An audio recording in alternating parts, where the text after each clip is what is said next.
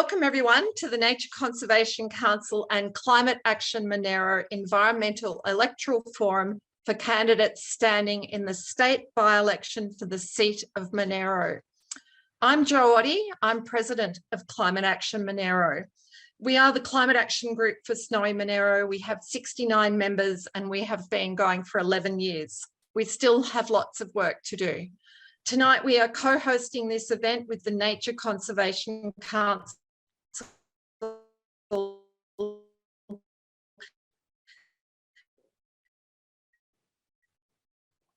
May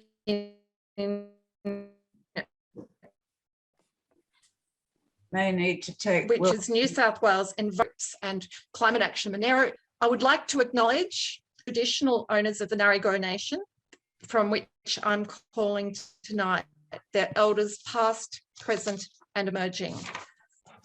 First of all, our Zoom protocols. Please note that due to numbers involved in the session tonight, best idea is to be on speaker view, which is in the top right of your screen. The little squares like a key phone pad up in the top right corner of your screen. Use the chat function to ask questions throughout the event that will be covered in the Q&A, or that may be covered in the Q&A. Please keep your question short and to the point, and make sure you say to whom you're addressing your question. Please share your messages with everyone rather than using the private function. And this will help us see where the problems are and what the major concerns of the electorate are. After candidates give a response, you can use the reaction button down the bottom of your screen. Just drag your mouse across the button, go to reactions. There's a thumbs up or a thumbs down reaction button in there. And we ask the candidates to keep their responses to questions so we can cover a range of issues, and trying to welcome our attending candidates who will have 2 minutes each after I've introduced them all to have their pitch. The candidates who are joining tonight are Bryce Wilson for Labor, Catherine Moore for Greens, Andrew Tyler, Independent, Frankie Seymour, Animal with us yet, but we hope James Holgate will be joining us. To our knowledge, Nicole Overall is not attending. So for the first pitch, and you will have only 2 minutes to respond to your pitch, we will go to Bryce Wilson later. 2 minutes, Bryce, and you will be timed and then muted after 2 minutes. And that will be the rules for everyone. Off you go, Bryce. 2 minute pitch. All right. Thank you. Thanks for having me. Firstly, I'm coming from my car in Cooma, not too far from the wonderful Kosciuszko National Park, about 40 minutes down the way. We're going to duck out later on to a Chamber of Commerce event. They mentioned the war, I know that's where Nicole is, but I just want to say something very straightforward to everyone that's on today and tonight. I know you all care about the environment. I know you all care about climate change and climate action. Jenny's been an amazing leader in the Climate Action Monaro group. I'm on the email distribution list. Penny Sharp, our current Shadow Minister, is, I think, top shelf, and also acknowledgement to Kate Washington, who had that before, did a great job as well.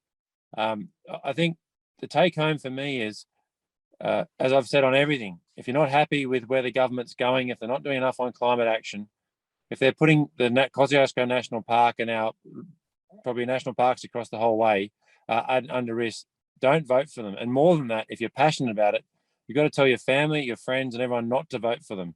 If they win this by-election, this is true, nothing will change. Now, Labor's got some good policies we're going to announce as we go up towards the 2023 March election, but this by-election is like a referendum on them. So I think the most important thing and message I want to put over across to my 2 minute pitch is, I love the environment.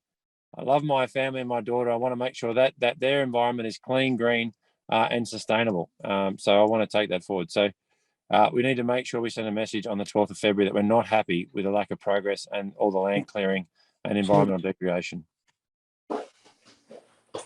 Thank you. Great. Thanks, Bryce. You're under 2 minutes. Legend.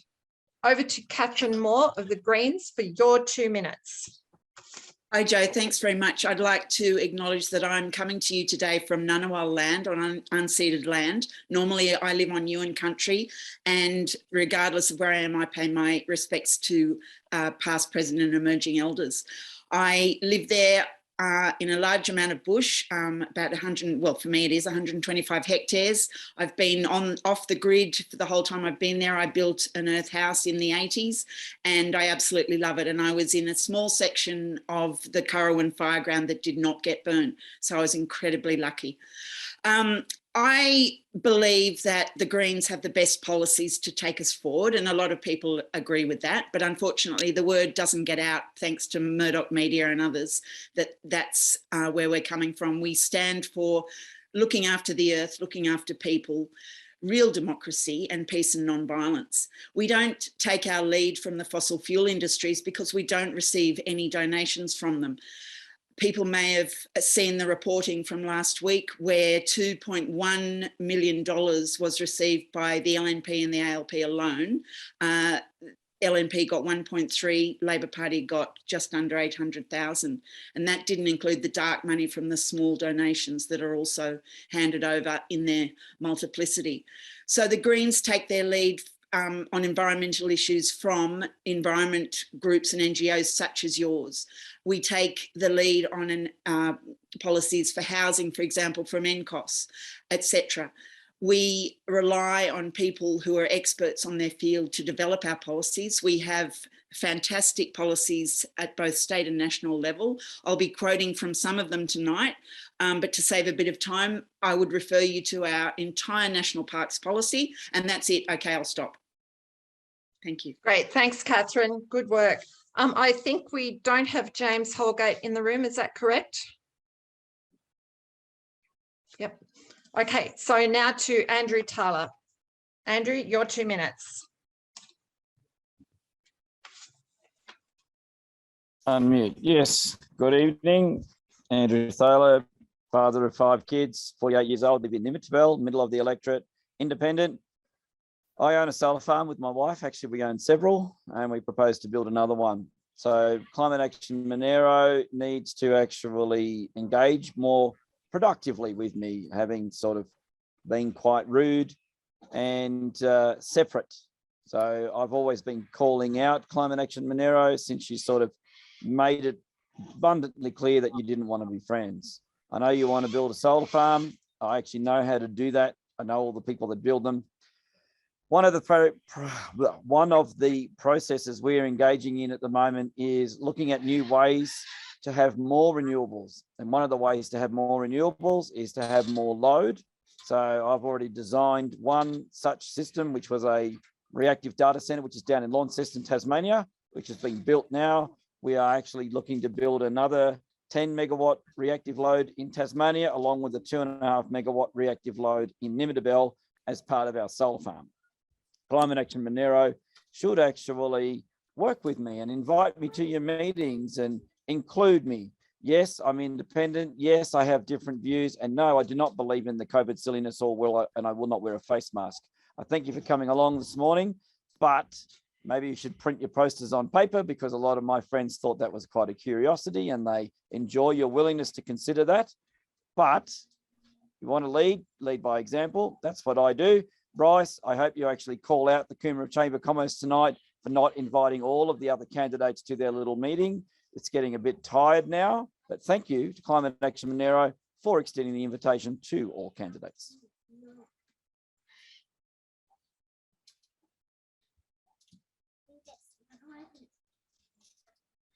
Wilson, you might need to take Thanks, over. Andrew. Oh, Animal Justice. Frankie, are we able to hear you?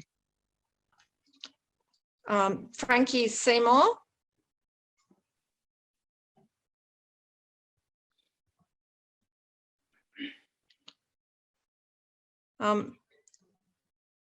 Okay, are we hearing Frankie?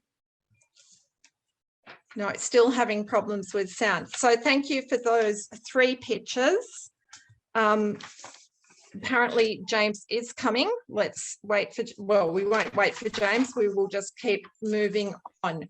So in this next section, Candidates have been provided with 3 questions each, and we're going to give them 1 minute and 30 seconds to respond to each of those questions. So for this question, here is our first question. Within the Snowy Monaro local government area, tourism and hospitality and snowy hydro contribute many direct jobs for the region respectively, followed by agriculture, with 978. These jobs rely on the ecosystem services provided by a healthy Kosciuszko National Park, which is threatened by feral animals and commercialisation through the proposed Snowy Mountains Special Activation Precinct.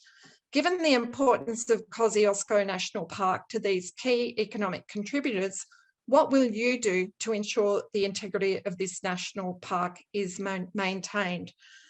So first of all, we will go to Bryce, who has advised in advance he has to leave. This is your question, Bryce. You have 1 minute, 30 seconds for your answer.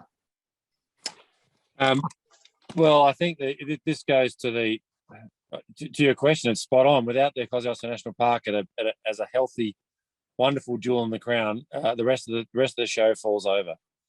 So I think we have to find that balance. Maybe there's no balance actually. Maybe the balance is currently right, but I think if I am able to be a member for Monaro, I'll be talking to those that look after the park, and I've looked after the park in the past, to make sure that it's not overly commercialised. I know Penny Sharp has spoken to those people as well and has made her concerns known to the government. And I think we need to work through where the current plans are and make sure that the park is not overly commercialised. I also just want to note too, this government has cut funding to the National Park Service. They have undermined the National Park Service. They have cut funding in the National Park Service. They've got a plan of management for the brumbies and feral animals they're not implementing. We need to get on with that in a bipartisan way. So I just think there's no specifics to say nothing stops or whatever. We have to move forward, but we cannot have the environmental degradation of the national park that to allow that commercial activity, because without it, one can't happen without the other, as you know.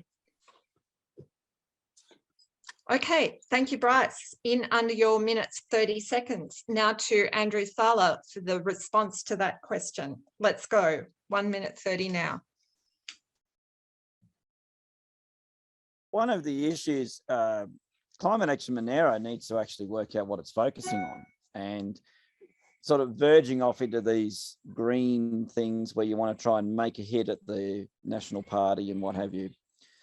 You've got to work together on this. And what we've found that due to the fact that Labor have provided an ineffectual opposition to our government in New South Wales, the National Party have run riot. Now, John Barilaro was extremely keen to develop these special activation precincts, not just here in Monaro, in Queanbeyan principally. There appears to be a bit of a secret SAP in the Snowy Mountains, which nobody found out about. And they also did this in Wagga. So Climate Action Monaro, I suggest you don't dilute yourself too much if you want to actually focus on climate action. You're going to get lost in the Animal Justice Party and the Greens myopia of trying to save all the animals and argue that foxes and rats and things like that are naturalised. The discussion needs to come back to government via the people. The people of Queanbeyan and the people of Snowy Monaro need to be properly informed. I note there was actually a briefing today for the new councillors in Cooma to let them know what is going on in the SAP. That now needs to migrate out into the wider community. And the reason why you would have an independent in Parliament is so that there wouldn't be secrets. Thanks, Andrew. Let's go now over to Catherine Moore for your response to that question, Catherine. Thank you. And remember, this session, this meeting is being hosted by Nature Conservation Council and Climate Monaro. Thanks, Catherine.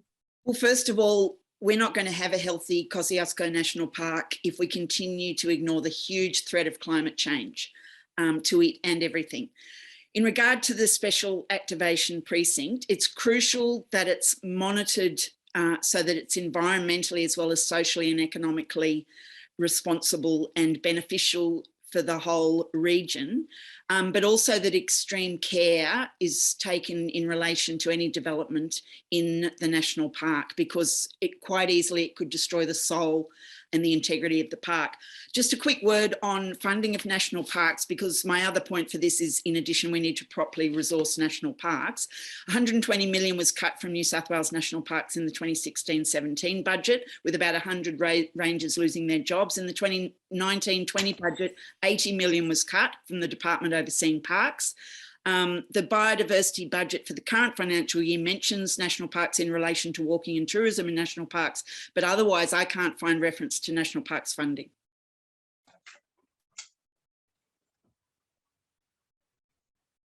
Great, thank you, Catherine.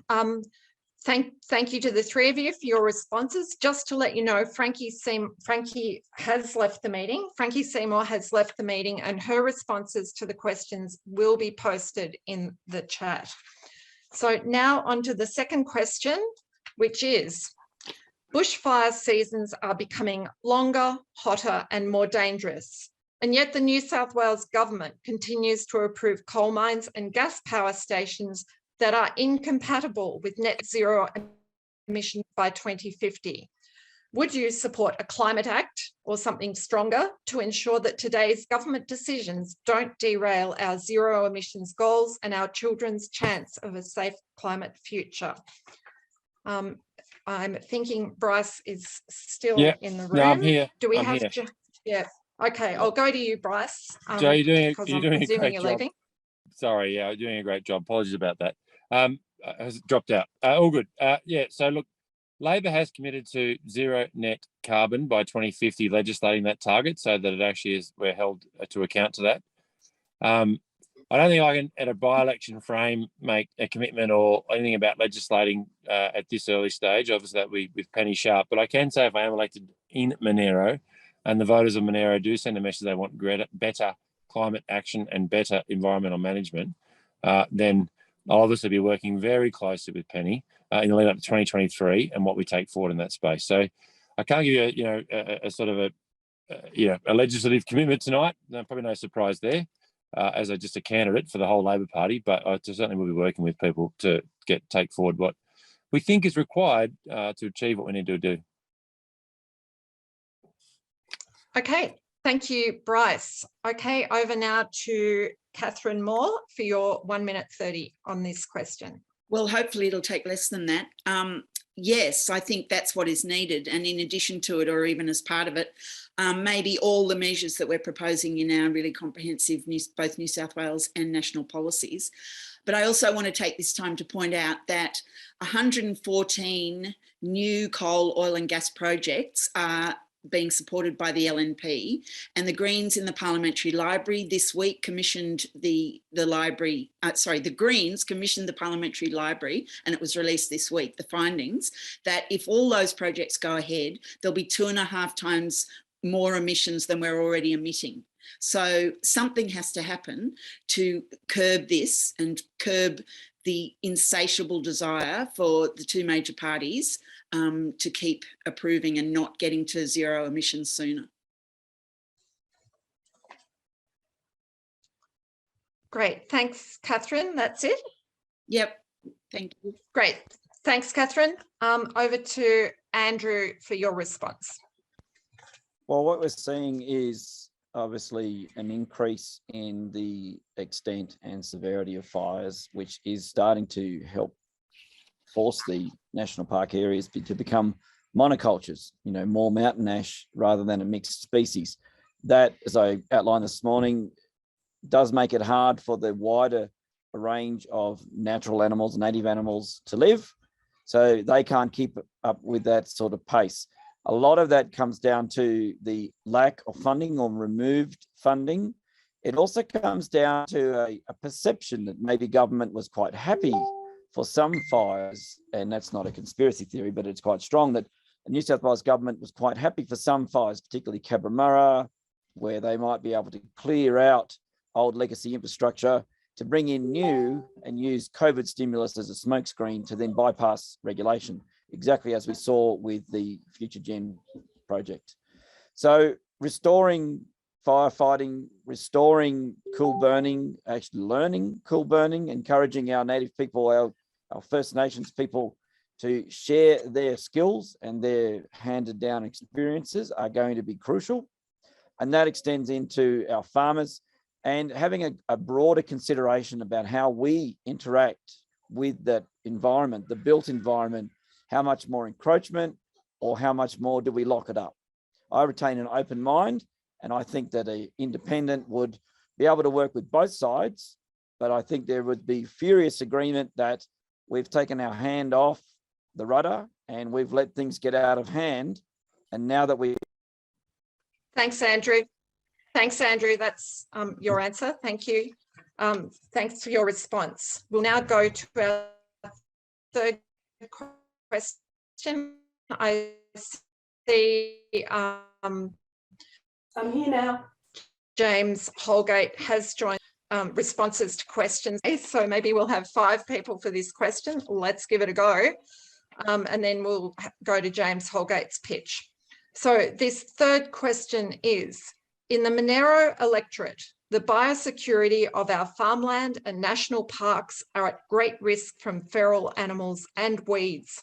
What actions will you promote to deal with feral animals, including wild horses and weeds?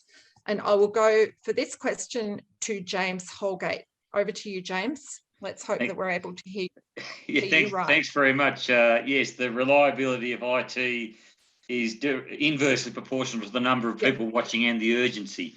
Look, thanks you've got 1:30, James, for your question. Okay, look, this has been very close to my heart. I grew up in Cooma, a great user of the Kosciuszko National Park. The New South Wales Government Brumby Bill makes my blood boil. I think it's an absolute outrage and shows that they cannot be trusted with environmental legislation more generally. And this is pure partisan politics. It's an embarrassment internationally that they are beautiful animals. You know, I've part of the heritage. I get that, but they're, you know, the only Brumbies that need protecting play at Bruce Stadium in the Super Rugby. Look, no feral animals is my ideal, but let's not make the best be the enemy of good. I think we need a comprehensive feral animal management plan, and you know, I'm all for supporting. Obviously, we want to do it with minimum harm, but there's been a lot of misinformation, and I think the abuse of people's the media, the portrayal of the suffering of animals, particularly horses, has been overstated and misrepresented. But I'm all for, you know, a radical plan. Implement it now. It's already too late to disgrace, and we are the custodians. It's up to us to do something.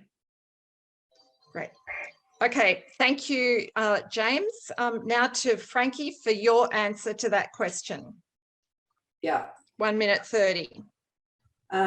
If I were ever convinced by actual science that it was ecologically desirable to remove any naturalised animal from the park, I would employ the only humane way to do it and the only long-term effective way to do it, which is fertility control, which has been well proven in the USA as effective in controlling or removing wild horse populations. To murder sentient beings, and it is an incredibly cruel way of murdering them that's being used at the moment, when a humane, non-lethal alternative is readily available, is morally inexcusable. And that's really all I have to say on it. Okay, thank you, Frankie. Now to Andrew for your response to that question. So, was someone saying they have to go? Oh, Bryce, did you want to do that? Yeah, can I just quickly answer this one? And Okay, then go? you go. On indulgence. Thanks, I know Andrew. it's, no, thank you, Yep. Andrew. You're Go. good. Thank you for that. Hey, just very quickly on this one. We have a bipartisan approach now to managing the Brumbies. The problem, the plan of management, it's agreed, but it's just not being implemented. That's the truth of it. So we need to actually get on with that implementation, start reducing numbers in a humane way. I stress that, and start protecting the biosphere. And that, unfortunately, is for other animals that cause problems, feral animals, whatever you want to call them, in the park as well. But the truth is, they've cut national parks over and over and over again, and they're not getting on with the management of the plan. So if I'm not able to be the member from an area, one of the first things I'll be doing is advocating that we get on with the management of the park, and that goes for weed species as well. There's an enormous amount of resources needed for this, and we have to have more to say of that in the general election as well, but we need to get on with it. Thank you. Okay, thanks, Bryce. And now over to Andrew for your response to that question. Well, the issue of feral animal, a complex one, and the same with weeds. I am not a particular fan of wild shooting. I think that trapping, if we're going to remove horses, is far more appropriate than the Greens approach, which was to hop up and shoot from the air. And I would reject that outright. The wider issue of damage to parks and maintaining the animal numbers, etc. There's pigs, there's foxes, there's all those numbers. The St John's wort is quite a problem. We aren't seeing an appropriate level of funding in our national parks systems to hang fire, which does also allow weeds to spread. But we need to look at targeted approaches. There are alternatives. They're looking at drone technology and machine learning with image acquisition, which is something that I have some experience in with the data center work that we do. Roadside weed management is incredibly important because a lot of these weed seeds are picked up by the travelling public. And whilst we encourage tourists to move more widely through the electorate, they also bring some of those weed seeds with them. So it's about education, it's about management, it's about encouraging our farmers to increase in productivity by maintaining weeds, but not the saturation of chemicals, which can have much longer lasting effects, again, on the biota that is somewhat poorly understood. Thanks, Andrew. Thanks, Andrew. That's great. Thank you. And now to Catherine. Catherine Moore, for your response to this question. I want to refer to our policy points for this. Our biodiversity policy AIM 27 states research and implementation of humane and sustainable means of controlling existing and potential threats to biodiversity from feral animals, weeds and pest species. Our National Parks policy AIM 30 states removing all deer, horses, cats, foxes and other non-Indigenous vertebrate invasive species from national parks estates. See also section B of our wild introduced animals in our animal welfare policy. And finally, again, proper resourcing of national parks. The Greens' commitment to healthy national parks is demonstrated by the entire policy we have for national parks, which I've mentioned, with clause 10 stating expansion of the resourcing, personnel and expertise of the National Parks Wildlife Service so it becomes the primary conservation body across all landscapes and land tenures in New South Wales. And finally, biodiversity policy AIM 44, ongoing protection of all existing land within the national parks estate, including through ensuring the NPWS is well staffed and resourced. So they're just a few clauses from our policies which are really comprehensive on this issue. Great, thanks, Catherine, and thanks to all candidates for their responses to those questions.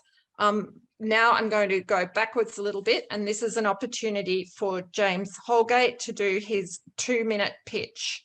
James, you've got up to 2 minutes to do your introductory pitch, which the other candidates did earlier. Thank you, Joe. Look, I have run as an independent for, well, the plethora of recent elections that we've had in the Eden and Monaro. I have a great love of the region and of this country. I've studied and understand politics well, both in the national and international context. I think I've got something to add. I've got a unique perspective, not only locally, but nationally and internationally. I really think I've got something to offer. And I think what I bring is the perspective of people who are probably not here being represented, if I could put it that way. But I do want, I think what most people do, what's concerned me is the corruption of politics. There's a lot of institutional mistrust, and politics is not immune from that. And I think it's been perverted by major donors whose interests are, if you like, cocoon from reality. And I mean, an example that comes to mind is that we've had a global financial crisis and a banking royal commission. No bankers are in jail because they fund the major political parties. They also major donors include property developers, real estate, retail, all of those areas that benefit from overdevelopment.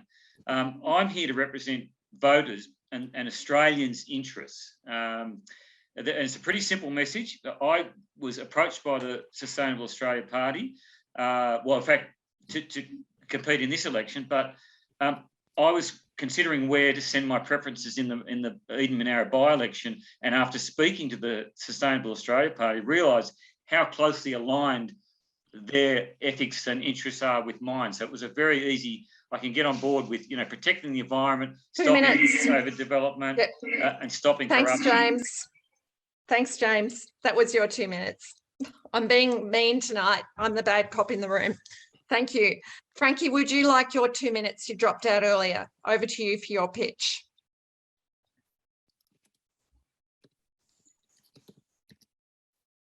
Is that okay now?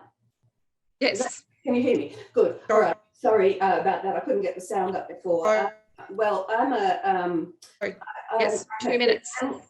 I've been an animal advocate all my life. And I am trained as an environmental scientist, and I worked as an environmental scientist in the Commonwealth Department of Environment for the second half of my career. I'm now retired.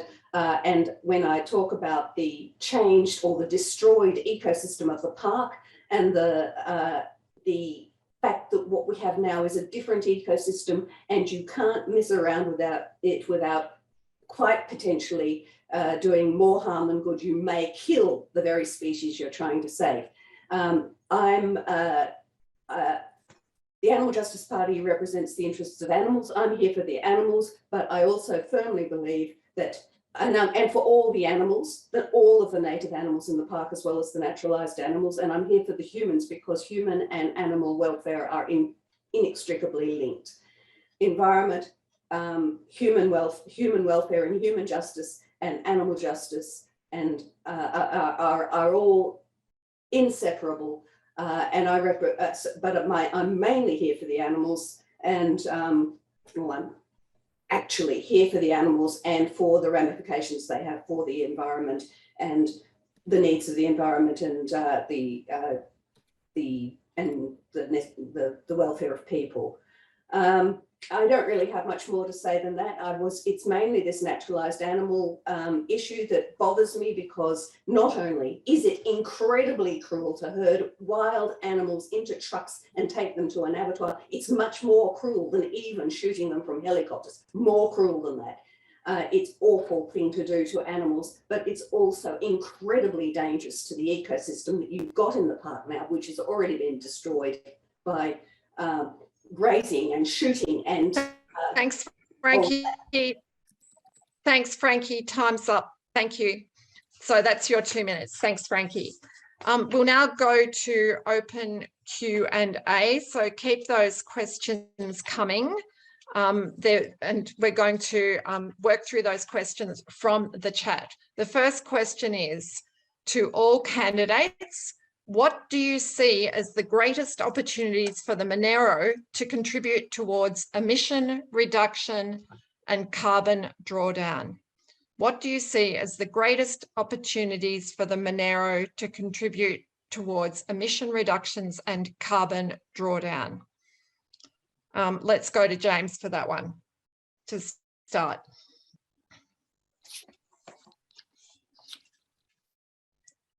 Brief answers, guys. 2, please. James, struggling. Can you hear me? Okay. Can you hear me? Yep. Okay. Go. Look, emissions reduction, we need to make fossil fuels redundant as quickly as possible. Yes. Go. Can you hear me? Yep. No? Yep, James, you're great. Keep going. Okay, thanks. Look, it's obviously a global issue. I think Australia, we should be a little bit ahead of the curve. I mean, the numbers are really very scary. If we don't do anything internationally, obviously they talk about a climate emergency.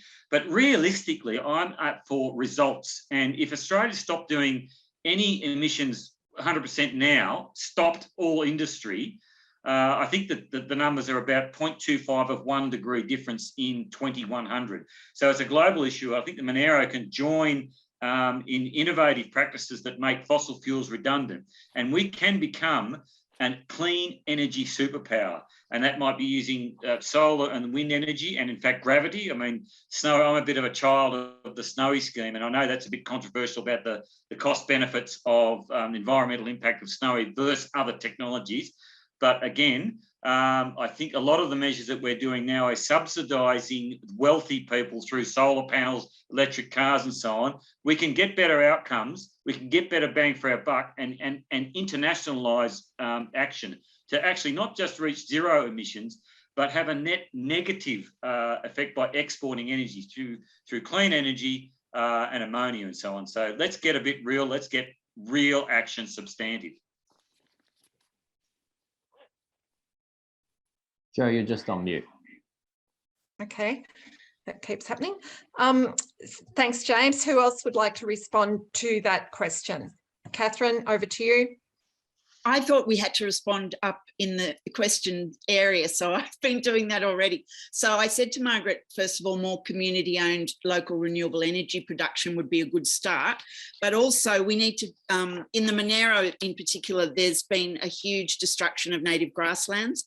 There was some of the most diverse native grasses in the world, and overgrazing and poisoning for crops is rapidly destroying them.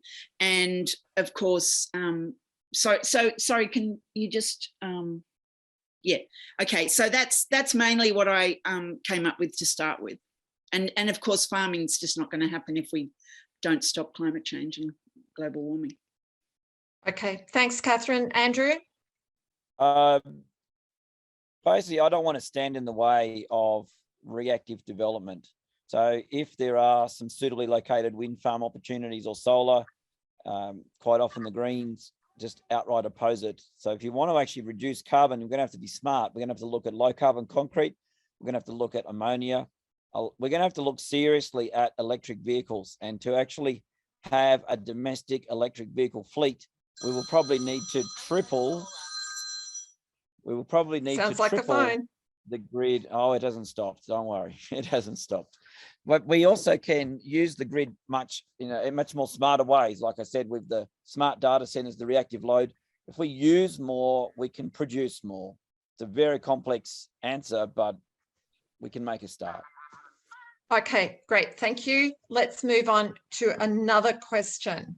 So Frankie, Joe, Frankie just Yeah. wanted to answer that question. Oh, okay, right. Okay, over to you, Frankie. Yes, I think the Monaro has huge opportunities for solar and wind power, but also for the restoration of greenhouse sinks. It was mainly native grassland, but it also had a huge number of trees, big old shelter trees all over the landscape. They've all gone, and trees are, I mean, grass is important for greenhouse sinks, but nowhere near as important as trees. So there's huge potential for replanting trees. And if the old ones don't work, because once again, the ecosystem has changed, then find ones that do. And essentially get rid of the livestock farming. Obviously, we have an ulterior motive for wanting that because we want to end all the exploitation and cruelty to animals.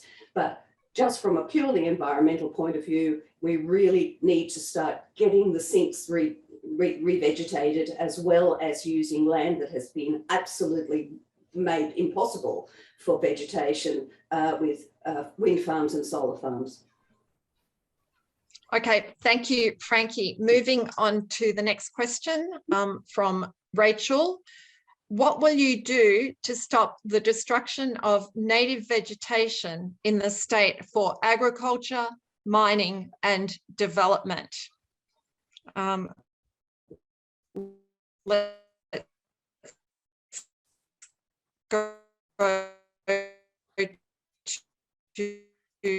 to Catherine to start this one. Again, I did do a bit of an answer here. No mining in national parks, which is part of Greens policy. At the moment, mining can happen anywhere.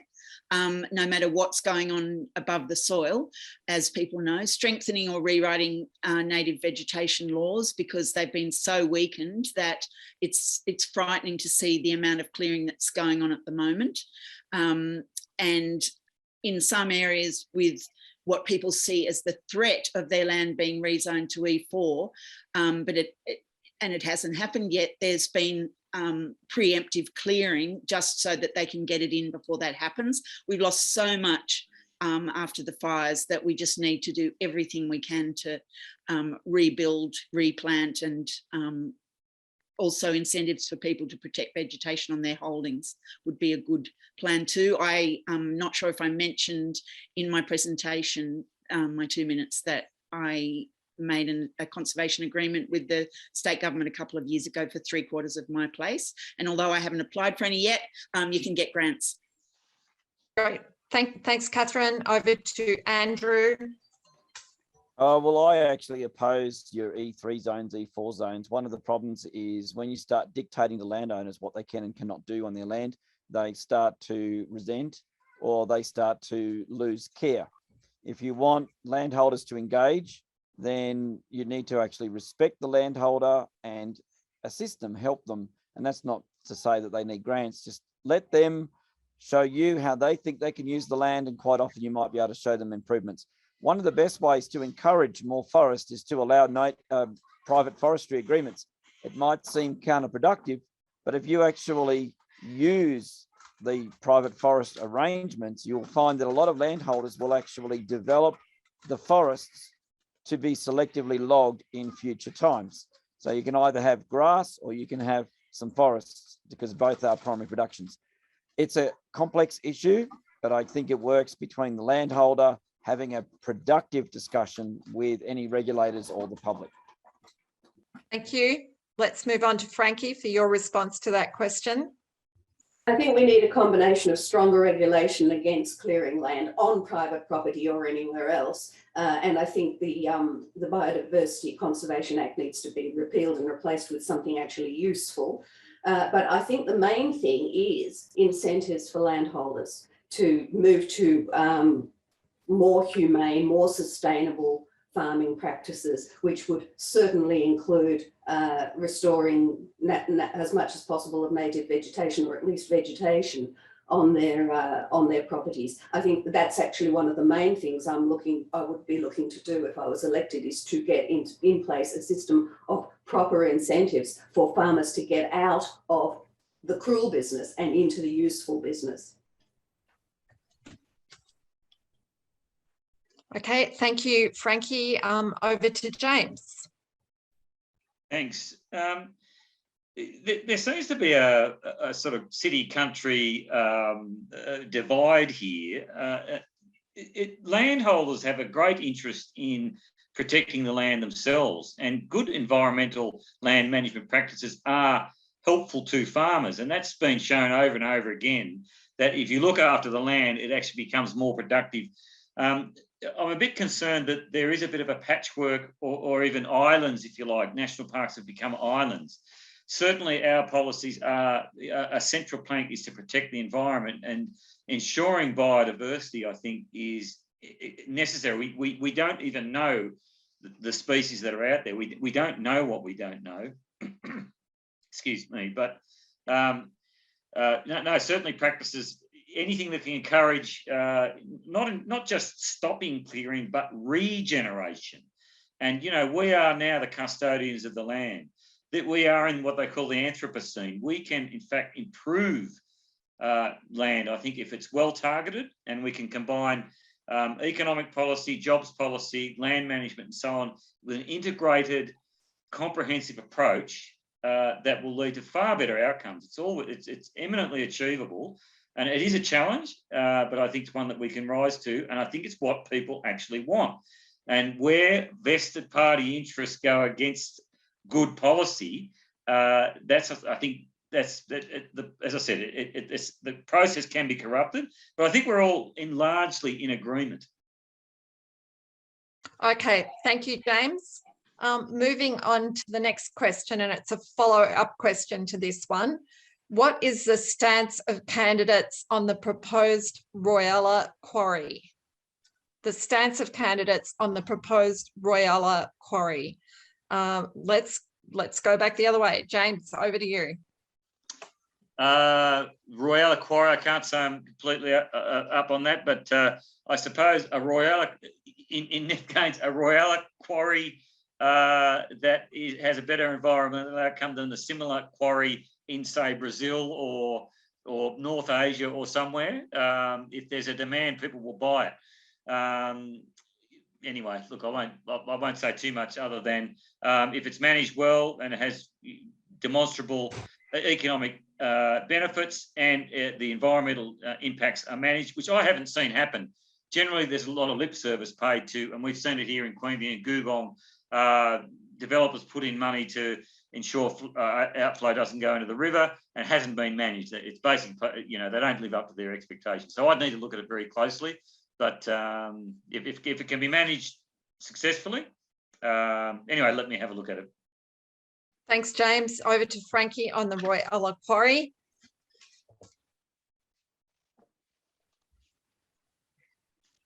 I would agree with James that essentially we can't trust environmental assessments. I would go further though, and I would say, well, unless they can demonstrate that it's not going to destroy any habitat, it's not going to kill any animals, I would be completely opposed to any further development in any way whatsoever. It's just we have to do a total rethink of this stuff.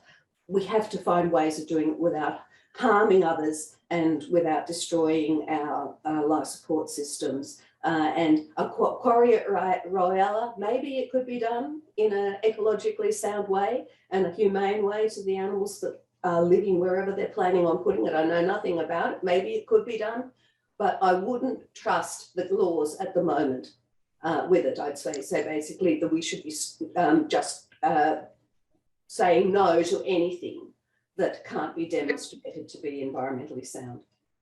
Okay, thanks, Frankie. Over to Catherine on the The Royalla Quarry. the group that's opposing this quarry says a new hard rock quarry is proposed affecting not just Royalla, but Fernley, Googong and ACT residents. It will release silica dust. The quarry will be blasting into rhyodacite, the most silica-rich magma that comes from volcanoes. They're endangered habitats. Several critically endangered and declining flora and fauna species have been identified. And there'll be hundreds more trucks based on the proposed documentation. Hundreds of extra trucks will be utilising narrow and quiet residential roads. So they're the main, oh yeah, and regular blasts to release and loosen rock content can be expected. So it sounds like a nightmare. When you allow subdivisions in previously what was agricultural land, you really need to take into account what other activities can happen in that area. And it's pretty unfair on the people who thought they were going to have a blissful life in a rural regional area to then land that on them. So I hope that they're successful in opposing that. Okay, thanks, Catherine. Over to Andrew on the Royalla Quarry. One of the problems with these quarries is that they are a direct consequence of development and renewal. So we need to renew a lot of buildings, which principally is based on concrete. So the quarry's principle is going to be aggregate rock output for concrete and road-based materials to maintain our roads. So we need to look at the intensity or the scale of the development. The local residents are not impressed by the intensity or the scale or the size. And with the Mikalago master plan that's currently running, there are going to be cumulative impacts right up through to Googong, but down through to Mikalago. Mikalago master plan will drive a significant increase in the amount of concrete required on top of future gen snowy hydro. In the past, we've always had a lower scale quarry, and we've been able to dot those quarries around the environment, but we've used a lot of that material up. And with these larger scale developments through Canberra, through the Mikalago master plan and snowy hydro, we've exhausted a lot of our quarries, and we're now looking at bigger quarries. That's the real problem. I don't know that there's an easy solution, but... Okay. Yep, thanks, Andrew. Let's keep moving. Probably two more questions from Rita. The climate crisis is the greatest threat to the environment in our electorate and worldwide. The rapid phasing out of fossil fuels, especially coal, is essential to avoid an environmental catastrophe.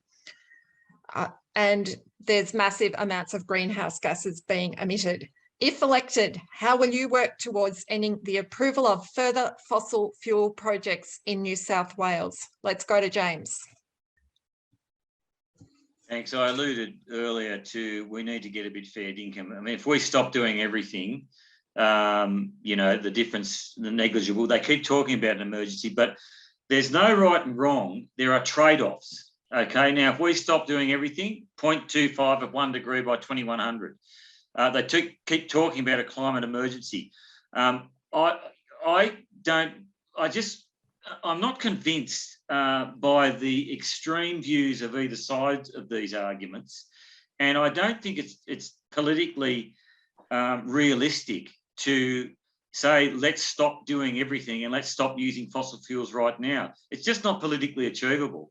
I'd like to do it. As I said, I'd like Australia to be ahead of the curve. I'd like us to be using clean, efficient technologies. If we become a clean energy superpower, that's what will make substantive difference on a global scale.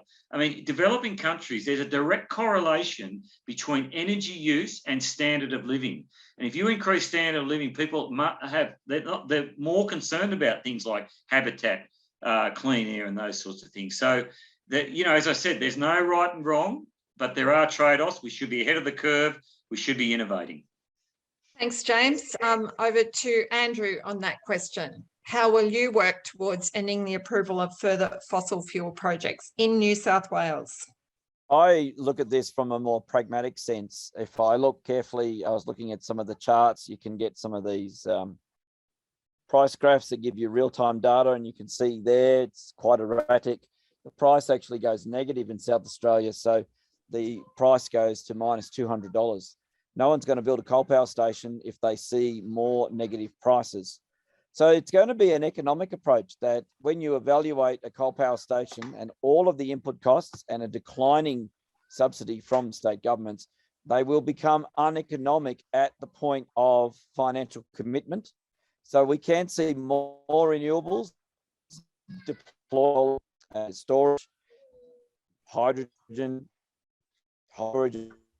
all these things heavily on any financial investor looking at a coal power station, and they will look at it and rule the line through it very quickly and say, no, we're not doing it. But it's going to be an economic solution more than a political solution. Thanks, Andrew. Over to Catherine.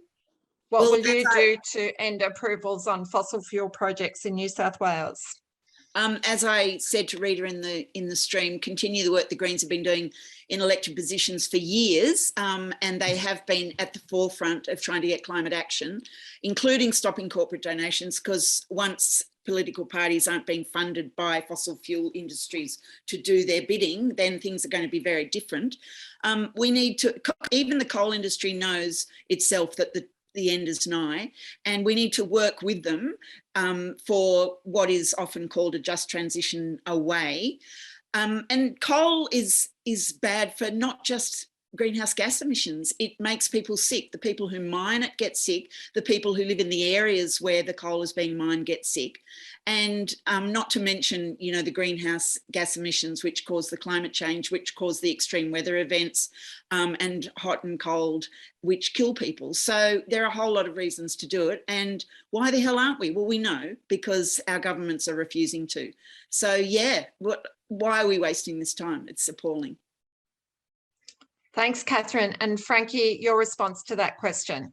I couldn't add to what Catherine said. I'm completely with her on this. I think it would be a waste of words for me to try to add anything. Thank you, Catherine. Thanks. Okay.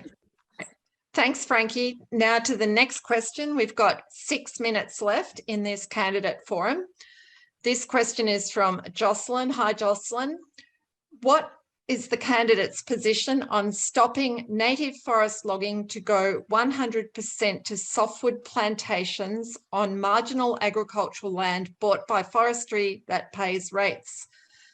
Native public forests total 22,000 hectares in Queanbeyan-Palerang, 22,000 hectares in Snowy Monaro, and 62,000 in Snowy Valleys. native forest logging to go to plantations. Let's go to Catherine to start this one. Well, unsurprisingly, Greens have been not just at the forefront of trying to stop this happening in the parliaments that we've been elected, but also some of us have been out there standing in front of the trucks and wishing that, you know, it would all stop. And we've lost so much. When I first was a candidate for Monaro in 1995, I went to meet some activists, and I came upon a group of loggers' wives, and what started out to be a really confrontational looking meeting ended up being a 2-hour conversation, which was really fruitful. And you know, I can really understand, I could understand where they were coming from, but it's absolutely criminal that we have allowed our old growth forests as well as ongoing native forests to be turned into wood chips, to be sent to Japan to make, and elsewhere, to make disposable products. Great. Thanks, Catherine. Over to James. Yeah, 1 thanks. minute. Okay. Or less than 1 minute. Go. Yeah. Okay. Yeah, no, look, I'd echo what Catherine says. Destruction of native habitat, unforgivable, should be avoided at all costs. I mean, overdevelopment is, you know, a key, a key plank of what we're trying to prevent. And again, shipping, you know, native product over to buy back and throw away, it just defies logic. But, you know, again, vested interests funding major political parties make progress on this are an obstacle to what we all know and want. Great. Thanks, James. Over to Frankie. Totally agree with everything the person asking the question said, and completely support a complete end to all clearing of old growth forest and indeed all remnant native habitat. Okay, thanks, Frankie. And Andrew. Again, I think we're going to look at the economies or the economics of these proposals. A lot of them might stack up. You have to be careful. If you look at what happened in the Latrobe Valley around Morwell, there was a great push to have softwood plantations used. They put them in. A lot of them worked up around managed investment schemes that all failed. They all had to be bulldozed. But around the Bombala, they did actually buy up a lot of farmland, which was perceived to be rather marginal, and that was put into pine. And then with the fires, they lost a fair amount of that. It's going to require a range of innovative solutions and a couple of hit and misses. Not everything will work, but it's going to be an economic assessment. And I don't think regulation can always work when you look at an economic assessment, but it's going to be something that we are currently working on and will continue to work on. But I think if you can be pragmatic and accept some failures, there will also be some great successes. Thank you, Andrew. Now to our last question, and this is going to be a yes, no answer from each candidate. The question is, would you support a New South Wales climate emergency declaration? Andrew. No. Okay, over to James. I have done. Okay, over to Frankie. Absolutely. Okay, and finishing with Catherine. Urgently. Great, thank you. All right, I'd like to express thanks to all the candidates who've joined us tonight. So Frankie Seymour, James Holgate, Andrew Tyler, Catherine Moore, Bryce Wilson. We hope that the candidate with the best policies for environment and climate is successful on Saturday. Please make sure that if you're voting, when you are voting, that you record a vote in every square from your preferred to your least preferred.